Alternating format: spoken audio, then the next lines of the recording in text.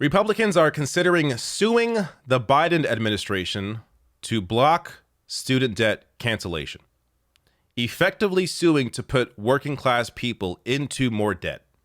Because finally, there is a policy that is going to help people in the poor and middle class, and Republicans can't have that.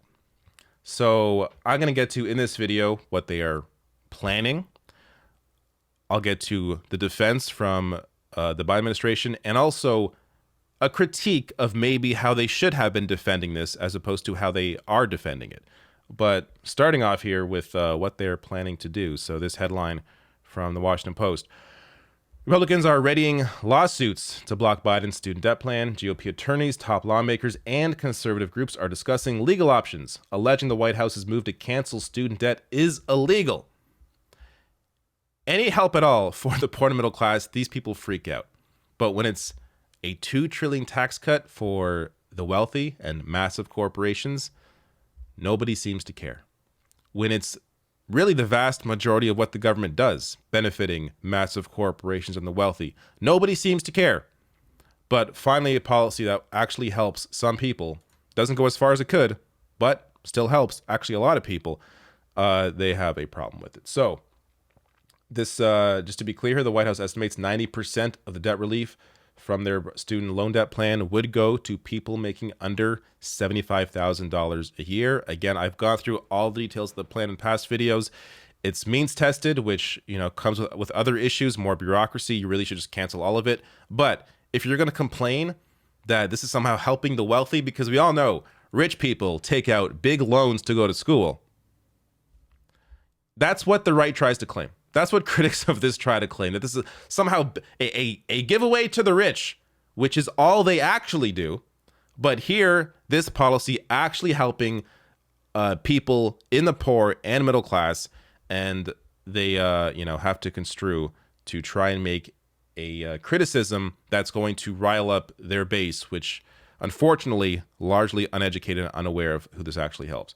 But going on to what they're planning here. So in recent days, a number of GOP attorneys general from states, including Arizona, Missouri, and Texas, have met privately to discuss a strategy that could see multiple cases filed in different courts around the country, according to a person familiar with their thinking who, like others, spoke on the condition of anonymity to describe the confidential talks. Quote, "We're going through that analysis right now, not only in Arizona, but other states," Attorney General Mark Brnovich said later Thursday. "You have a dangerous precedent. Anytime any president thinks they can unilaterally dismiss debt or transfer wealth from one group to another group, it's a huge power grab. The ends can't justify the means." For 40 years now, at least 40 years, you've had a transfer of wealth from the poor and middle class to the wealthy. Take a look at any chart over the inability or the ceiling that wage increases have hit, while these people have continued to work at similar levels that they've always worked. So productivity still rising at normal rates. Meanwhile, their wages staggering off. And it's been a consistent move of moving their wealth, their cash, to the top 1%. And nobody seems to care. But as I said, you finally have a policy that helps people and they freak out. And to show you how popular this is, a majority of voters support canceling all or some student loan debt for every borrower. So 60% of people here support at least some student debt cancellation, including, by the way, big numbers for Republicans at about 45% that you would think, would hate any attempt to help people. But no, even 45% of Republicans support canceling at least some student debt. And even people that never borrowed before, even they support canceling at least some student debt. So people understanding here, apart from, even if you are not touched by this, you understand, at least some people here, a lot of people appear to understand, that if the poor middle class are helped by, alleviating some of this burden on them, they are able to then maybe put more money back into the economy, maybe help them start a life, buy a house, have a family, things that are, the one barrier to millennials starting a family and a life is their financial situation. You see all these articles about why aren't millennials, buying a house and getting married and having kids, because they can't afford to. So, 10 grand, again, not enough.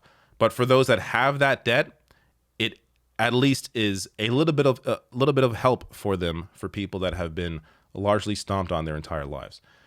Now, more polling on this. So this from Emerson College. This is after the announcement of the debt cancellation. Do you think that forgiving $10,000 of student loan debt for borrowers making under $125K per year is too much, not enough, or just about the right amount of action? So 36% say too much, but 30% say not enough, and 35% say just right. So 65% of people think it's good or they want more, meaning they are in support of this. That is a massive percentage of people, a large majority, 65% in support of debt cancellation. And another poll here showing that, I believe this is from CBS. I covered this in a previous video, but you have here a massive increase in Biden's approval rating for those under 30, from 49 to 59 in just a month's time. And this was taken after the debt cancellation. So this is a massive boon to Biden's presidency, and we will see potentially the midterms as well. Now, in terms of how Biden, the administration, is defending their debt cancellation against these threats of getting sued, the administration has been adamant that its policy is legal. The Justice Department released a 25-page memo last week justifying debt cancellation as appropriate under a 2003 law, giving the executive branch broad authority to overhaul student loan programs. That law was passed in the aftermath of September 11th, 2001 terrorist attacks, and gave the president and the authority to cancel student debt in connection with national emergencies, which the White House says includes the ongoing pandemic. So that is how they are saying that they have the grounds to do this. But there's actually, from reporting here, a better way they could be defending this. And this is in Sugarman's view. So he is I believe a professor, a law school professor. So in his view, it would have been better to invoke the Higher Education Act of 1965, which also grants sweeping authority over student loans to the Department of Education. Quote, there is a very broad, non-emergency based provision that allows the Department of Education to waive debt, he said. It's puzzling why the Biden administration wanted to invoke COVID as a stretch of the 9/11 Act when they had an actual basis from the Higher Education Act. My guess is because they don't want to be called on to do any more. That's my guess, is they want this to be like the only debt cancellation they do for student loans, or generally debt cancellation. So I think that's why they are attaching it to COVID as opposed to attaching it to, the Higher Education Act, which would allow them to continue canceling debt if they had the pressure put on them going forward. And likely, in a different world where there's President Bernie Sanders, he likely would have used this to cancel all student debt, is my guess. But we're going to see where these lawsuits go. I will say, I don't think it's going to help Republicans. If they actually do go through with any lawsuits trying to block student debt cancellation, it's going to hurt them just like the overturning of Roe hurt them. So, I hope they don't go through with it because of the potential threat of it actually being overturned or blocked, but they're going to get bit in the ass if they go through with it. So we will see where the story goes.